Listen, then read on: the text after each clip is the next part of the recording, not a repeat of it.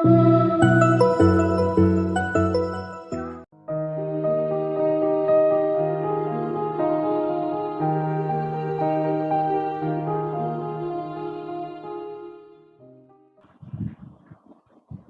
सीखते आए हैं यहोवा के संयुक्त नाम। पिछली बार हमने यहोवा का संयुक्त नाम है, पहले नाम सीखा है यहोवा इरे, यानी यहोवा अपने पहाड़ पर उपाय करेगा। इसमें प्रैक्टिकल लेसन मैंने सिखाया गया था। यदि हमारे जीवन में यहोवा इरे होने के लिए हमें विश्वास होना चाहिए, आज्ञा मानना चाहिए। इब्राहिम के जीवन में ये दोनों था, इसलिए यहोवा उसके लिए उपाय किया गया। इब्राहिम ने उस नाम रखा यहोवा इरे। आज हम सीखेंगे दूसरा नाम, यहोवा का संयुक्त नाम का दूसरा नाम यहोवा निसी, यानी मेरे हिसाब से जय का रस। हम सब लोग जीत पाना चाहते हैं, मसीह जीवन में हम हमेशा जय पाना चाहते हैं। जब हम इस यहोवा निसी का बारे में हम अध्ययन करें तो मसीह जीवन का जीतने का रहस्य हम सीख सकता है। इसी रीति पर इस अध्ययन मैंने तैयार किया है। विशेष तौर पर इस अध्ययन में प्रार्थना के बारे में ज्यादा बताऊंगा और भी इस विषय का साथ है। इसलिए हम ये शुरू करेंगे। इसके लिए हम निर्गमन की किताब 17 अध्याय का 14 से लेकर 16 तक हम पढ़ेंगे। यहोवा का संयुक्त नाम यहोवा निसी, हम इसको पहले पढ़ेंगे। निर्गमन की किताब 17 अध्याय का 14 से लेकर 16 तक। तब यहोवा ने मूसा से कहा, स्मरणार्थ इस बात को पुस्तकों में लिख ले और यहोशू को सुना दे कि मैं आकाश के नीचे से अमालेक का स्मरण भी पूरी रीत से मिटा डालूंगा। तब मूसा ने एक वेदी बनाकर उसका नाम यहोवा निसी रखा और कहा, यहोवा ने शब्द कही है कि यहोवा अमालेकियों से पीढ़ी तक लड़ाई करता रहेगा। प्रभु का वचन पढ़े जाने पर आशीष हो। हम काफी वचन पढ़ना है, प्रभु हमें सहायता करे, प्रभु का आत्मा हमें प्रत्येक को बारे ताकि इस वचन हमारे जीवन में जीवन लाए। यहाँ पर हम देख सकते हैं यहोवा निसी, यानी इसका सही अर्थ है जो इंग्लिश में है लॉर्ड इज माय बैनर। जो हिंदी में उसका अर्थ है ईश्वर मेरा जय, यानी ईश्वर मेरा पताका, ईश्वर मेरा झंडा। इसका अर्थ हम मिल सकता है। एक और अनुवाद में इसका अर्थ ये बताया गया है यहोवा मेरा शरण स्थान। यहोवा निसी का एक और अर्थ है यहोवा मेरा शरण स्थान, यानी इंग्लिश में कहते हैं लॉर्ड इज माय रेफ्यूज। इस सारे नाम यहोवा निसी को ऊपर लागू कर सकता है। और इस यहोवा निसी इस नाम किसने रखा है? रखा है प्रभु का दास, प्रभु का महान दास मूसा ने रखा है। कब रखा? रखने के भी एक कारण है। इस्राएल लोग जो अमालेक के ऊपर जय पाने के बाद इस नाम लिखा गया है यहोवा निसी। अब हम इसका एक एक बातों को हम देखेंगे। इसका रखने के कारण अमालेक के ऊपर इस्राएल लोग विजय पाया, लेकिन विजय पाने के लिए क्या क्या उस बात का हुआ है, उस बातें हमारे जीवन में लागू करना है। जो पिछली बार मैंने आपको ये बताया था, यहोवा यिरे नाम सिखाया, उस वक्त बताया था यदि प्रभु हमारे जीवन में यहोवा यिरे होने के लिए हम आज्ञा को पालन करना है और हम वायदों को अमल करना है, विश्वास हमारे जीवन में होना है। इस रीति से हमारे जीवन में यहोवा निसी होने के लिए हमें वो कुछ बातें जरूरी है, उस बात हम आज देखेंगे। इसका जो बैकग्राउंड बताना चाहता हूँ, यहाँ पर इस्राएल लोग रफीदीम नाम का जगह पे पहुंच गया। इससे पहले जो इस्राएल लोग प्रभु का लोग मिस्र में गुलाम थे। 400 गुलामी के बाद मूसा के द्वारा उनको छुटकारा मिला। छुटकारा मिलने के बाद लाल समुद्र पार होने के बाद लोग जो जंगल में आ गया। जंगल में उनको पानी नहीं मिला, लेकिन प्रभु महाराज से उनको पानी दिया। इसके बाद खाना नहीं मिला, 16 अध्याय में प्रभु ने उनको मन्ना दिया। इसलिए जो इस्राएल लोग आगे अपना सफर आगे बढ़ता गया, वहां पर उनके बीच में बहुत सारा समस्या आया। खाने के लिए समस्या आ गया, पानी के लिए समस्या आ गया, लेकिन प्रभु उनका सारा इंतजाम किया गया। और इसके बाद हम लोग सफर करते हुए हम लोग रफीदीम नाम का एक जगह पर पहुंच गया। रफीदीम पहुंचने से पहले वहां पर पानी नहीं मिला था, लेकिन प्रभु ने चट्टान से जो परमेश्वर खुद उनको पानी दिया। इसके बाद जो अमलेक, इसका 8 आयत 17 अध्याय का 8 आयत में लिखा है, तब अमलेक आकर रफीद में इस्राएल से लड़ने लगा। यानी उन लोग पानी पिया, सब कुछ ठीक चल रहा था। उस वक्त जो इस्राएल का पहले शत्रु आया, जो अमलेक के साथ लड़ाई का खासियत यह है, इस्राएल लोग मिस्र से जो चलने के बाद सबसे पहले अमालेक के लोग इस्राएल से लड़ने लगा। यानी इस्राएल का पहले शत्रु है अमालेक। और अमालेक के बारे में थोड़ा सोचे, अमालेक कहां से आया, इसका इतिहास हमें मिलता है। अमालेक के इतिहास उत्पत्ति किताब 36 अध्याय में हम पढ़ते हैं अमालेक किस पीढ़ी से है। उसमें वहां पर स्पष्ट लिखा है अमालेक एदोम पीढ़ी का है, यानी याकूब का भाई एदोम। ये एसाव का पीढ़ी का है अमालेक। जो एसाव के बारे में हम पढ़े तो हमें मालूम हो जाते हैं। जो लोग अजय माती के जो क्लास पिछले साल सुना, वहां पर एसाव के बारे में वो क्लियरली बताया गया। एसाव जो शरीर को दर्शाते हैं, एसाव एक आत्मिक व्यक्ति नहीं, एक शारीरिक व्यक्ति है। उस शारीरिक व्यक्ति का जो संतान है अमालेक।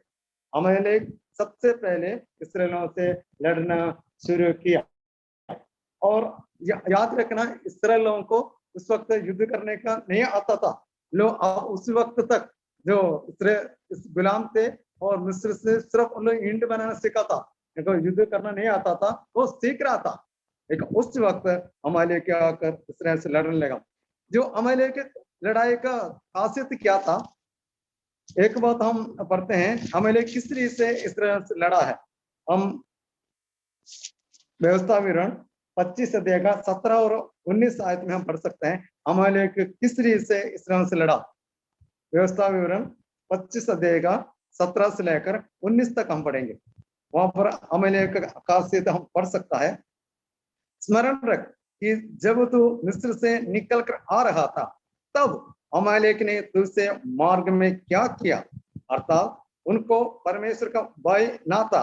इस कारण उसने जब तू मार्ग में ताका मानता था, तब तुझ पर चढ़ाई करके जितने निर्बल होने के कारण सबसे पीछे थे उन सबों को मारा। इसलिए जब तेरा परमेश्वर यहोवा उस देश में जो वो तेरा वाह करके तेरा अधिकार में कर देता है, तुझे चारों ओर के सब शत्रुओं से विश्राम दे, तब अमालेक का नाम धरती पर से मिटा डालना और तुम इस बात को ना भूलना। यहाँ पर अमालेकी लोग किस तरह से इस्राएलियों से लड़ा, और सीधा लड़ाई करने के लिए नहीं आया। इस्राएल लोग आगे बढ़ रहे था, उस वक्त अमालेक कहां से आया। जो इस्राएल का हाल तो वहां पर बताया गया था। इस्राएल लोग जो ताके मानते थे, और उसका पीछे उन्होंने क्या किया, उसको पीछे से आके इस्राएल के सबसे कमजोर लोगों को मार गिराया। लेकिन एक और बात वहां पर विशेष तौर पर परमेश्वर का आत्मा लिखा गया है, 25 का 18वां आयत में लिखा है, अर्थात उनको परमेश्वर का भय ना था। यदि हम अमालेक के विषय में पढ़े, परमेश्वर सबसे ज्यादा क्रोधित किया वाला एक जाति है अमालेक। जो हम निर्गमन की किताब 17 अध्याय का 16 आयत में पढ़ते हैं, और कहा यहोवा ने शब्द कहा है कि यहोवा अमालेक से पीढ़ियों तक लड़ाई करता रहेगा। यानी यहोवा का लड़ाई, प्रभु का जन का लड़ाई हमेशा हमेशा हमेशा पीढ़ियों तक अमालेक से साथ होगा। हम इस बाइबल में काफी जातियों के बारे में पढ़ते हैं, काफी जाति इस्राएल का दुश्मन भी है, लेकिन कभी भी इस्राएल जो परमेश्वर ने ऐसा एक बात नहीं कहा पीढ़ी पीढ़ी तक इस जाति से मेरे लड़ाई है। फिलिस्तीन लोग इस्राएल का दुश्मन थे, और बाकी काफी जाति लोग, उनको आरामी लोग उनको मारने के लिए आए थे, तो इस्राएल का दुश्मन थे। लेकिन परमेश्वर ने कभी नहीं किसी जाति के बारे में नहीं कहा मुझे पीढ़ी पीढ़ी तक उस जाति से लड़ाई होगा। सिर्फ एक ही जाति के बारे में बताया है, वो है अमालेक। अमालेक के साथ परमेश्वर का लड़ाई पीढ़ी पीढ़ी से है। क्यों? इसका कारण, इसका कारण जो व्यवस्था विवरण 25 अध्याय का 18 आयत में हमने पढ़ा है, उसमें इस तरह से लिखा है, 25 अध्याय का 18 आयत में लिखा है, अर्थात उनको परमेश्वर का भय ना था। यानी अमेलेक के बारे में विशेष तौर पर लिखा गया है, वो परमेश्वर का डर नहीं माना। क्यों? ऐसा समय है उसी वक्त जब इसराइल लोग मिस्र से छूटकर लाल समुद्र पार होकर परमेश्वर का अद्भुत काम सब जातियों के लोग सुना है। जब निर्गमन की किताब 15 अध्याय में जो परमेश्वर ने लाल समुद्र को पार करने के बाद मूसा और बाकी लोग गीत गाया, उसमें लिखा गया सारा अमोनी लोग, फिलिस्ती लोग डर गया, जाति जाति के लोग सब डर गया। परमेश्वर का उस अद्भुत काम सुनने के बाद सब लोग डर गया, सबका मन पिघल गया। जब हम यहोशू की किताब पढ़ते हैं, जब यरीहो शहर में जासूसी लोग गया, तभी राहाब यीशु ने कहा, हम तुम्हारा नाम जो सुना है, हम तुम यहाँ पर आ रहे हैं, वो देखकर हम थरथराए हैं, हमें डर है, क्योंकि तुम्हारा परमेश्वर महान परमेश्वर है। ऐसा काम परमेश्वर ने किया था। सब जाति लोग बहुत डरते हुआ प्रभु का नाम को महिमा दे रहे थे, चाहे उन लोग अन्य जाति भी हो। वो इस्राएलियों के लिए परमेश्वर ने क्या क्या काम किया, सब लोग सुना, वो परमेश्वर से डरा था, भय खाया। लेकिन अमालेकी लोग ऐसा नहीं किया, क्योंकि प्रभु का इतना महान कार्य होने के बाद भी उनका ईश्वर से डरना नहीं था। उन लोग प्रभु के लोगों को क्या किया, वो ताके मान देते, पीछे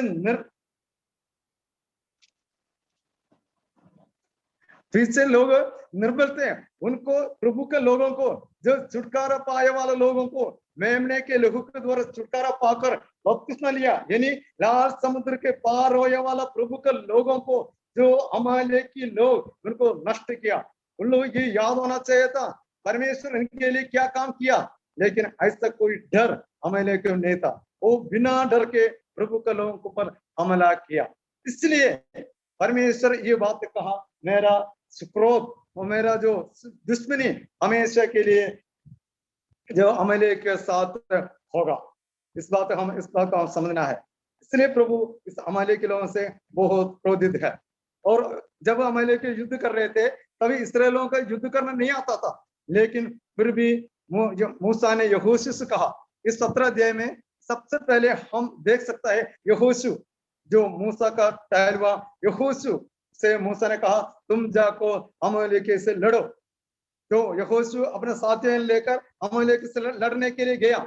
लेकिन एक बात वहां पर लिखा है, जब मूसा ने कहा, मैं परमेश्वर का लाठी लेकर मैं पहाड़ पर जाकर तुम्हारे लिए प्रार्थना करूंगा। अभी हम कुछ बातें देखेंगे, इसराइल लोग इस लड़ाई किस तरीके से जीता है, हम उसका 8 से लेकर पढ़ेंगे। निर्गमन की तो 17 अध्याय का 8 में आए, 8 से लेकर पढ़ेंगे। तब अमालेकी आकर रफीद में इस्राएल से लड़ने लगा। तब मूसा ने यहोशू से कहा, हमारे लिए कई पुरुषों को चुनकर चाट ले और बाहर जाकर अमालेकी से लड़, और मैं कल परमेश्वर की लाठी हाथ में लिए हुए पहाड़ की चोटी पर खड़ा रहूंगा। मूसा के इस आगे के अनुसार यहोशू अमालेकी से लड़ने लगा, और मूसा, हारून और हूर पहाड़ की चोटी पर चढ़ गया।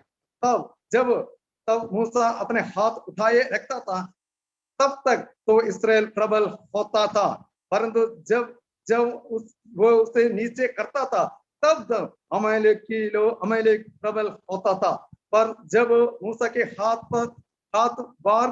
भर गया, तब उन्होंने एक पत्थर लेकर मूसा के नीचे रख दिया, और वे उस पर बैठ गया, और हारून और हूर एक एक अलंग में उसके हाथ को संभाले रहे, और उसके हाथ सूर्यास्त तक स्थिर रहे। और यहोशू ने अनुचरों समेत अमालेक को तलवार के बल से हरा दिया। प्रभु का धन्यवाद। इससे अब पता चला इसराइल लोग किस रीति से अमालेक से जीता। जो दुश्मन बहुत मजबूत है, इसराइलियों को लड़ने नहीं आता। उन लोग यहोशू का कुछ अनुचरों लेकर लड़ने के लिए गया, लड़ाई वहां पर हो रहा था। तभी प्रभु का दास मूसा, जो इनका अगुवे बताया, मैं परमेश्वर का लाठी लेकर पहाड़ पर खड़े हो जाऊंगा। इसलिए से मूसा अपने लाठी लेकर पहाड़ का चोटी पर गया, अपने हाथ ऊंचा किया। यहाँ पर लिखा है, जब जब मूसा का हाथ ऊंचा खड़ा होते हैं, तब इसराइल प्रबल होता था। जब मूसा का हाथ थक कर नीचे आ जाते हैं, तब इसराइल हारते थे। यह है जीत का रहस्य। मूसा का हाथ हमेशा ऊंचे उठना ऊपर उठाना पड़ता था। यदि मूसा का हाथ नीचे आया तो इसराइल हारते थे। तभी एक इंसान है कितने समय तक अपने हाथ को ऊपर उठा सकता है? कुछ समय के लिए। तभी वहां पर एक प्रबंध किया गया। जो हारून, जो मूसा का बड़ा भाई, हूर के बारे में बताया गया। मूसा शायद जो मिरियम का पति हो सकता है। मूसा और जो हारून और हूर एक दोनों तरफ एक पत्थर रखा, पत्थर में बैठकर मूसा का हाथ ऊंचा खड़ा किया। सूर्यास्त तक मूसा का हाथ ऊपर खड़ा किया। जब तक मूसा का हाथ ऊपर था, इसराइल पूरी रीति से यहोशू अमालेकों को हरा दिया। यानी जो हाथ ऊंचा करने का मतलब है प्रार्थना। जब मूसा अपने हाथ ऊंचा करके परमेश्वर से प्रार्थना किया करता था, तभी इसराइल लोग जीते थे। लेकिन एक बात हम याद करना, एक जन से प्रार्थना से नहीं हुआ। मूसा यह सोचा मैं अकेला प्रार्थना करके जीत दिलाऊंगा, लेकिन ऐसा भी संभव नहीं था। वहां पर हारून और हूर मूसा को मदद किया। इन तीनों को मदद से वो लोग वहां पर जीत हासिल किया। प्यारो, हमारे जीवन में हम मसीह जीवन में जीत पाना चाहे तो ये जरूरी है हमारे जीवन में प्रार्थना। हमारे हाथों को ऊंचा उड़ाना जरूरी है। तो एक जन का प्रार्थना से नहीं, प्रार्थना हम एक साथ मिलकर करें, जरूर हमें जीत मिलाएगा। इस रीति से इसराइल लोग अमालेक के ऊपर प्रबल हुआ, सब अमालेक को नष्ट कर दिया गया। इसके बाद परमेश्वर ने कहा पीढ़ी से पीढ़ी तक मेरा जो लड़ाई जो अमालेक के साथ होगा। उस वक्त मूसा ने एक वेदी बनाया, उस वेदी का नाम रखा गया यहोवा निसी, यानी परमेश्वर मेरा झंडा है। लॉर्ड इज माय बैनर, यहोवा मेरा शरण स्थान है। उस बात को जो मूसा ने रखा गया। इसकी छोटी सी बात है, क्यों इसराइल को जीत मिला? प्रार्थना के द्वारा जीत मिला। इस बात आपको दिमाग में मैं डालना चाहता हूँ। आज हमारे लिए मसीह जीवन में बहुत ज्यादा दुश्मन है। मैंने आपको बताया जो इसराइल का सबसे पहले शत्रु है, सबसे पहले वैरी है जो अमालेक। अमालेक शरीर को दर्शाते हैं। हम विश्वास तो किया, उद्धार पाया, बपतिस्मा लिया, लेकिन एक बात समझना है, हमारे शरीर हमसे लड़ते रहते हैं। जो जब तक हम इस दुनिया में रहते हैं, हम विश्वासी भी हो सकता है। अब बपतिस्मा लेकर जो संगत में जाने वाला व्यक्ति भी होगा, प्रचार करने वाला व्यक्ति होगा, कोई भी हो, लेकिन हम पीढ़ी पीढ़ी से तक हमारे शरीर के साथ लड़ना बहुत जरूरी है। इस लड़ाई से हम कैसे जीत पाएगा? सीधा हमें जीत हासिल नहीं कर सकता। जीत हासिल करने के लिए हमारे लिए प्रार्थना का जरूरी है। तो हमारा मसीह जीवन का जीत का रहस्य ये है, हम हमेशा प्रार्थना करते रहना है। मसीह जीवन एक लड़ाई है। वो लड़ाई जो प्रेरित पौलुस कहते हैं, मांस और लहू से नहीं। तुम्हारी लड़ाई मांस और लहू से नहीं, हमारी लड़ाई शैतान का साथ है। वो लड़ाई को जीतने के लिए वो हथियारों के बारे में इफिसी की पत्री 6 अध्याय में बताया गया। इस हथियार पहनकर तुम लड़ना है। लेकिन आखिर में इस सारा हथियार पहनने के बाद भी पौलुस, प्रेरित पौलुस इफिसी की पत्री 6 अध्याय को 20 आयत 18 और 20 आयत में पढ़ते हैं, सबके ऊपर प्रार्थना हम करना जरूरी है। यानी हम कुछ भी करें, हम सारा तैयारी करने के बाद भी प्रार्थना के बिना हम विजय नहीं पा सकता। वहां पर हम देखे यहोशू अपना अनुजन समेत लड़ रहा था। यहोशू बहुत अच्छा योद्धा है, लेकिन मूसा का हाथ ऊपर था, तभी उसे जीत हासिल करता था। तभी मूसा का हाथ धीरे धीरे नीचे आ जाते हैं, यहोशू अनुजन समेत हारते थे। यानी मूसा का हाथ ऊपर उठना बहुत जरूरी है। यानी हमारा प्रार्थना ऊपर जाना जरूरी है, तब हमें जिस मसीह जीवन में जीत हासिल कर सकता है। यहोवा निसी का मतलब है प्रार्थना। प्रार्थना में हम विजय हासिल कर सकता है। हमारे प्रभु यीशु मसीह मरने से पहले गेत्सेमनी बाग में प्रार्थना करने के लिए गया। यीशु के जीवन में देखे, यीशु के जीवन में हर वक्त यीशु ने प्रार्थना किया है। जब यीशु सेवा करने से पहले प्रार्थना किया, जो बपतिस्मा लेने के बाद प्रार्थना किया, जो सेवकाई बहुत चल रहा था, इसके बीच में अलग हो जाकर यीशु जो निर्जन स्थान में जाके प्रार्थना किया करता था। और हम ये पढ़ते हैं, जब चेलों को चुनने से पहले यीशु पूरी रात प्रार्थना में समय बिताया और गेत्सेमनी बाग में प्रभु यीशु प्रार्थना किया। काल्वरी क्रूस में प्रभु यीशु मसीह प्रार्थना किया और प्रभु यीशु जीत हासिल कर लिया। यदि हमारे जीवन में जीत हासिल करना तो हमारे शरीर के ऊपर जीत पाना तो हमें प्रार्थना का जीवन बहुत जरूरी है। जब प्रेरित पौलुस के बारे में काफी बार हम सुनते हैं, प्रार्थना के बारे में काफी कुछ प्रेरित पौलुस ने कहा है।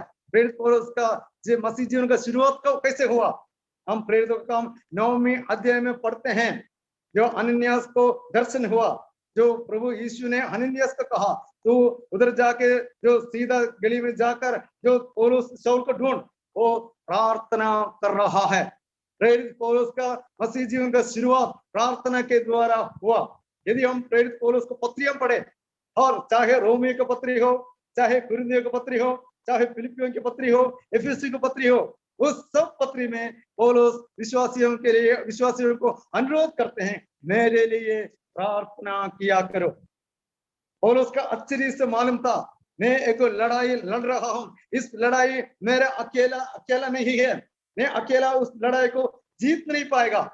लेकिन इसलिए प्रेरित पौलुस विश्वासियों से विनती करते हैं, हे मेरे प्यारे विश्वासियों, मेरे लिए प्रार्थना करो। जैसा मैं वचन सुनाना है उसी रीत से वचन सुनने के लिए, प्रभु यीशु का सुसमाचार को भेद खोलने के लिए, वो अविश्वासी से बचने के लिए, जो मैं सेवा करता हूं उसको दूसरों के लिए पसंद होने के लिए, प्रभु को महिमा के लिए होने के लिए मेरे लिए प्रार्थना करो।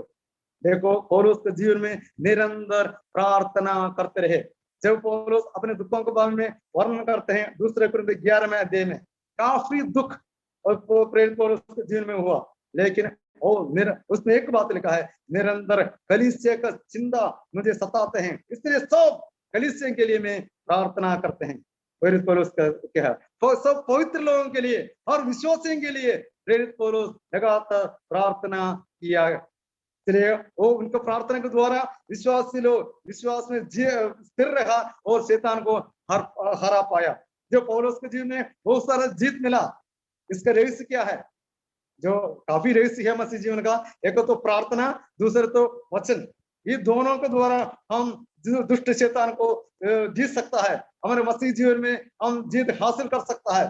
जो प्रभु का वचन मानते हैं वो भी जीत हासिल कर सकता है, जो प्रार्थना करते हैं वो भी जीत हासिल कर सकता है। यहाँ पर यहोवा निसी वो शब्द इसलिए रखा गया, इस तरह लोग जो मूसा, हारून और जो हूर मिलकर प्रार्थना किया, जीत हासिल किया। प्यारो, हम खुद हमारे लिए प्रार्थना करना है और हमारा जो दुश्मन के लिए, हमारा दुश्मन कौन है? शैतान क्या कर रहा है?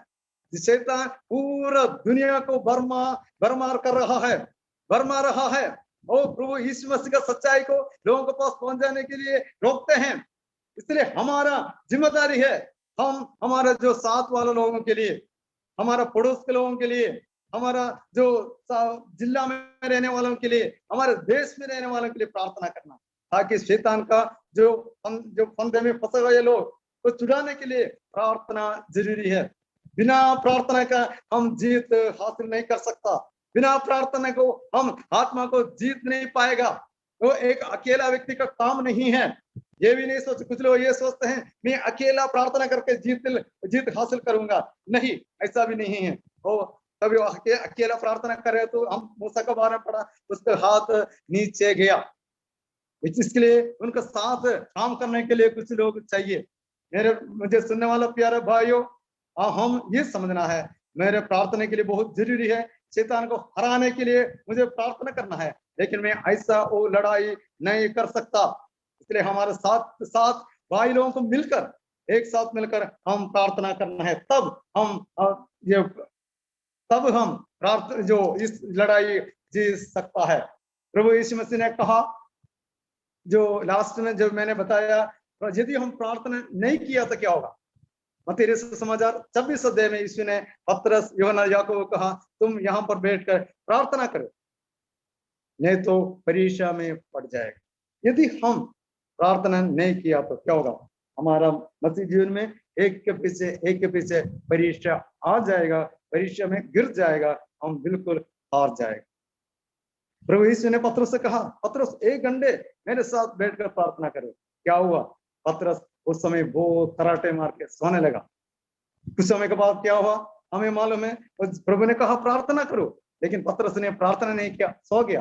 कुछ घंटों के बाद इसी पतरस प्रभु एक तो उसने सबसे पहले वो महायाजक दास को, सॉरी यहाँ पर लेट चला गया, ठीक है मैं प्रचार जल्दी समाप्त करूंगा। जो पहले उस परिचय आ गया, महायाजक दास को तलवार से उसको कान उड़ा दिया। इसके बाद हम पढ़ते हैं और प्रभु यीशु मसीह को, इसके बाद वो यीशु मसीह को इनकार किया। कारण क्या था? यीशु को मालूम था वो प्रार्थना,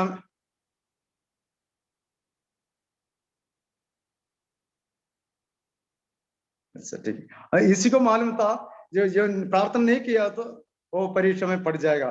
जैसा प्रभु यीशु ने कहा वैसा पतरस परीक्षा में हार गया। कारण क्या था? जिस वक्त प्रभु ने कहा था प्रार्थना करने के लिए, वो प्रार्थना नहीं किया। इसलिए हम मुझे अभी कुछ दिखाई नहीं दे रहे, हम सोचना है, मैं अभी समाप्त करना चाहता हूँ। यहोवा निसी, लॉर्ड इज माय बैनर, यहोवा मेरा झंडा, यहोवा मेरा जय करने के लिए, ऐसा हम बोलने के लिए हमारे जीवन में प्रार्थना बहुत जरूरी है। प्रार्थना का जो महत्व में आपके सामने बताया गया, एक ही हथियार हमें दिया गया है, सबसे ऊपर हम प्रार्थना को रखना है। क्या हमारा प्रार्थना का जीवन कैसा है? हम मसीह जीवन में जीत हासिल करना तो चाहते हैं, लेकिन हमारा प्रार्थना का जीवन कैसा है? जब हम प्रार्थना करना है तो क्या करना है? सबसे पहले हमारे पापों को हम मानकर प्रभु के सामने नम्र हो, दीन होना है। प्रभु का दास भजन संगीता में लिखा है, यदि मेरे मन में मैं अनर्थ बात रखा तो प्रभु नहीं सुनता, प्रार्थना नहीं सुनता, लेकिन प्रभु ने सुना। कोई भी अनर्थ बात, कोई भी रुकावट हमारे जीवन में है तो उसको हम दूर करके हम प्रार्थना में पवित्र हाथ उठाकर, जैसे तो पौलुस कहते हैं, जो है भाइयों अपने पवित्र हाथ उठाकर हम प्रार्थना करें, जरूर विजय हमारा हासिल होगा। तभी हम उस नाम जो पहले जो मूसा ने रखा है यहोवा निसी, और यहोवा निसी हमारे भी हो जाएगा परमेश्वर मेरा झंडा, यहोवा मेरा शरण स्थान, हम ऐसा बोल सकते। तो हमें सहायता करें। इसलिए इस छोटी सी संदेश के द्वारा हमारा प्रार्थना के जीवन में बढ़ोतरी हो, हम प्रार्थना का योद्धा बने, सिर्फ अकेले नहीं, हमारे साथ भाइयों के साथ मिलकर प्रार्थना करें, दुष्ट शैतान का काम को हम नाकाम करें, साथ साथ इस देश में प्रभु यीशु मसीह का सुसमाचार प्रचार करें। प्रभु हमें सहायता करे, फिर हम हिम्मत के साथ कहें यहोवा निसी, यहोवा मेरा झंडा, लॉर्ड इज माय बैनर। इस वजन आप सबों को आशीष करके दे, प्रभु के नाम की महिमा हो।